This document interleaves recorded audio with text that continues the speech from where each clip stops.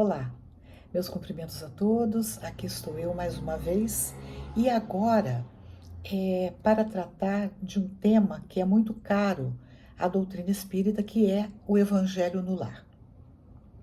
Eu vou narrar a minha experiência pessoal com essa prática, com as minhas crianças.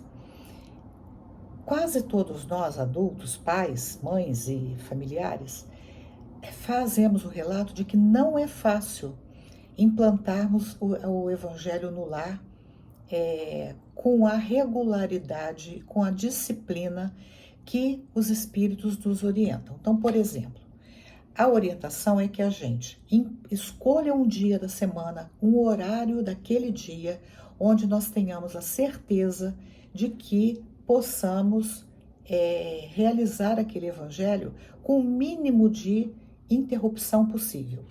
Ele se chama Evangelho no Lar porque ali nós vamos tratar sobre os ensinos de Jesus. E no lar porque vai ser realizado no nosso lar. O objetivo é que a gente, naquele dia, naquele horário pré-estabelecido, e no nosso caso, por exemplo, nós escolhíamos um dia onde a gente sabia que não ia ter nenhuma atividade que normalmente era realizada. Se houvesse, fugia do que era rotineiro. E então a gente trazia uma jarra d'água, pedindo, na nossa prece, que os bons espíritos colocassem naquela água os elementos necessários para o nosso equilíbrio físico e espiritual.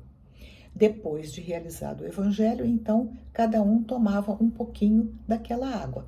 E aquela água normalmente sobrava e nós utilizávamos, então, como uma homeopatia para o resto da semana, que seria renovado na próxima semana, naquele mesmo dia, naquele mesmo horário.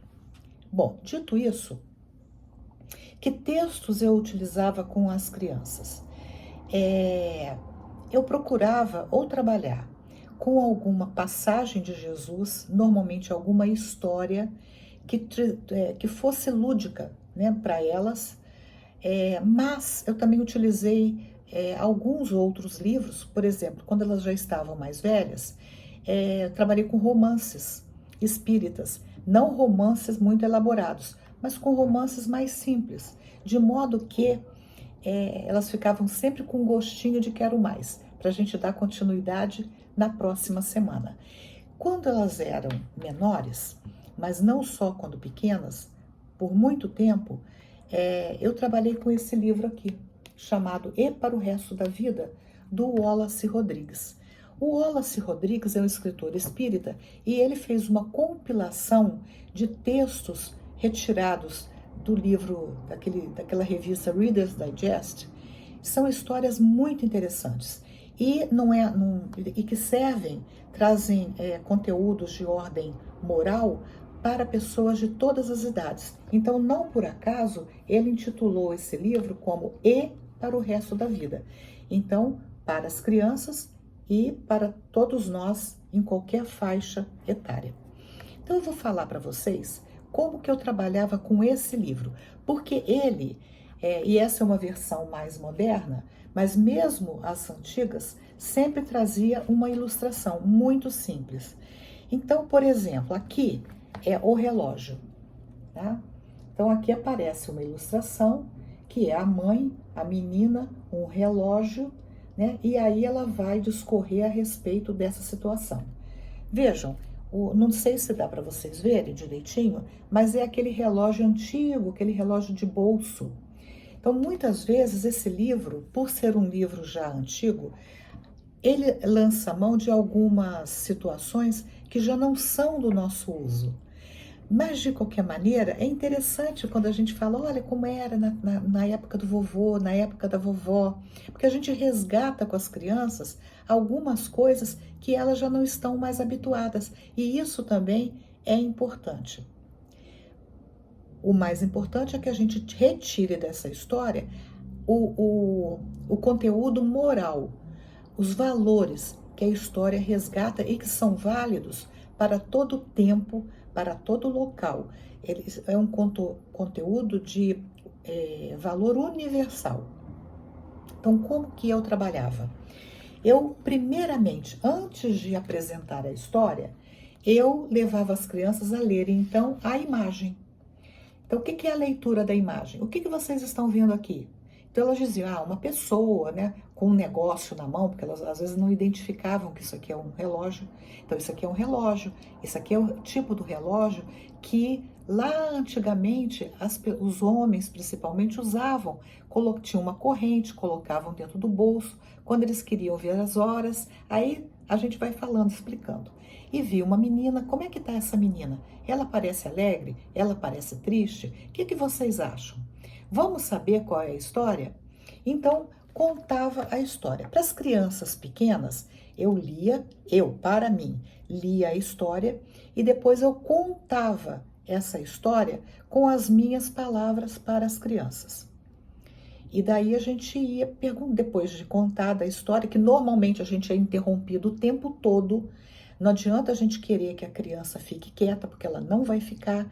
Mas se a gente capta o interesse dela, fica mais fácil, né? Então vamos ver o que aconteceu? Olha só, né? Olha, vamos ver o que a mamãe da menina falou e etc e tal. Então essa história, essa metodologia nós vamos poder utilizar com cada uma das histórias desse livro. Nesse caso, e quando a criança é um pouquinho mais velha, nós já podemos ler a história para a criança e muitas vezes tendo que adaptar algum vocabulário, porque o Wallace Rodrigues, ele utiliza um vocabulário que é do século passado, da segunda metade do século passado, que as crianças já não estão mais habituadas. Então a gente vai adaptando. Mas eu já vou sugerir que a gente não facilite muito o uso da linguagem, porque o nosso objetivo, e a Joana de Ângeles fala muito isso, é que o nosso vocabulário está tão empobrecido que não devemos perder a oportunidade de apresentar um vocabulário mais rico, para que a criança consiga entender um texto e também se expressar de uma forma mais rica, mais precisa, quando ela tiver que se manifestar. Então, essa história, ela vai falar da criança que, deixa eu me encontrar aqui, que ela chega em casa triste, porque na escola ela nunca era solicitada para fazer nenhum papel no teatro que acontecia no final do ano. E desse dia ela chega e diz que ela tinha sido convocada, né, para a peça, mas qual a sua frustração quando ela vai realizar um papel secundário. Então é nesse momento que a mãe, percebendo, né, a tristeza da menina, pega esse relógio e abre o relógio e mostra para a menina as peças, inúmeras peças pequenininhas que compunham o relógio. E é nisso que está a lição da história. Quando a mãe fala para ela que cada pecinha daquela que estava no relógio, que compunha o relógio, era importante. E então a menina, depois que a mãe mostra para ela e que conversa com ela sobre o relógio, ela termina dizendo: percebi que se o esforço tiver êxito, o que menos importa são os aplausos exteriores. O que vale mesmo é a paz de espírito do dever cumprido. Então, ela não só percebe a importância de cada pecinha, como ela também percebe que os aplausos são secundários na nossa vida, que o que importa é o dever cumprido. Então, da mesma forma que esse texto termina assim, os outros textos da história também. Todos eles trazem uma lição moral e, no final, a moral da história. Eu espero que eu tenha contribuído, né, com a minha experiência, e se gostaram dessa apresentação, dê um joinha, compartilhem e, se desejarem, se inscrevam no canal. Até o próximo vídeo, se Deus quiser.